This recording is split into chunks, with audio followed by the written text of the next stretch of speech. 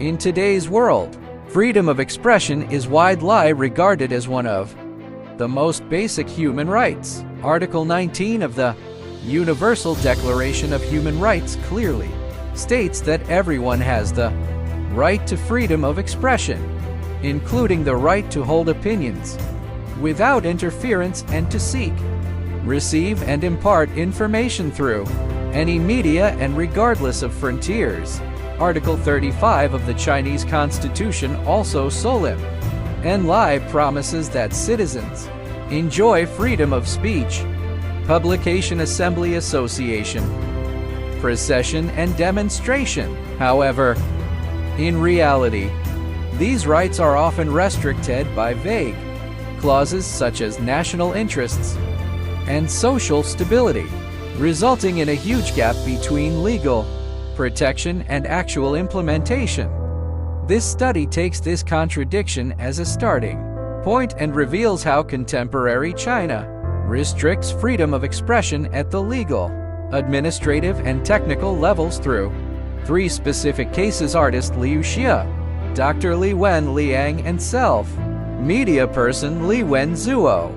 First, let's start with the story of Liu Xia. As the wife of Nobel Peace Prize winner Liu Xiaobo, Liu Xia herself has not engaged in political activities, but she has been under house arrest for 8 years without charge because of her personal relationship with dissidents. Although her photography and poetry works do not directly criticize the system, they are considered sensitive because they express loneliness and pain. She was deprived of her freedom without formal charges or legal process, which not only reflects the extreme control over artistic expression, but also shows how the extra-legal logic of maintaining stability overrides the Constitution. Next, we have Dr. Li Wenliang, who is more well known to the public. At the end of 2019, when the COVID-19 pandemic first emerged, he warned his colleagues in a WeChat group, but was reprimanded by the police for spreading rumors. Not long after, he died of the virus. This incident triggered nationwide mourning and anger. The topic we want, freedom of speech, once dominated social networks, but was quickly banned, although the government later recognized him as a martyr. The real reflection on information, transparency, and citizens' right to know was quickly suppressed. The third case is Li Wenzuo, a self-media commentator, active on Weibo and Bilibili, who has accumulated a lot of attention for exposing educational inequality and local corruption.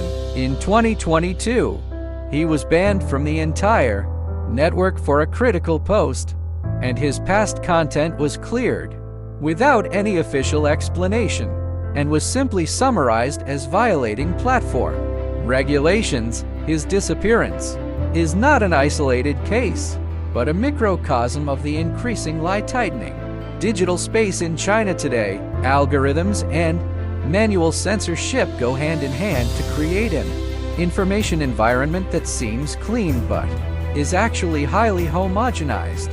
From these 3 cases, we can see that the restriction of freedom of speech in China is not based solely on explicit legal provisions, but is a 3-dimensional structure that integrates politics, technology, and culture. The legal provisions ostensibly protect freedom, but a large number of vague clauses, such as disturbing order and spreading rumors, provide space for selective law enforcement.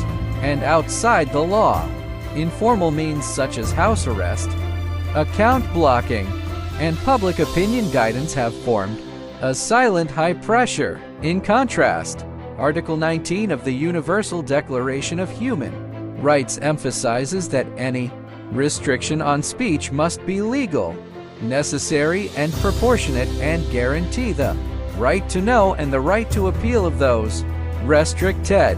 This position that emphasizes procedural justice, transparency, and diverse expression is obviously in fundamental conflict with China's current reality.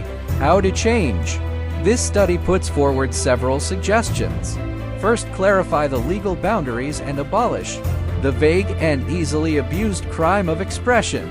Second, strengthen citizens' legal awareness and human rights education, and enhance individual rights protection capabilities. Third, promote media independence and algorithm transparency, and reduce the platform's arbitrary interference in the right to expression.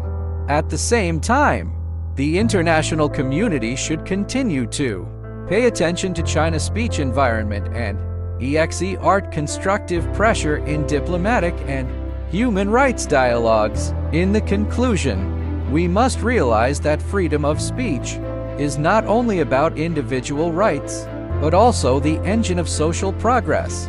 In the absence of freedom of expression, the truth is difficult to spread, responsibility is difficult to pursue, and reform is difficult to promote. As Dr. Li Wenliang said before his death, a healthy society should not have only one voice.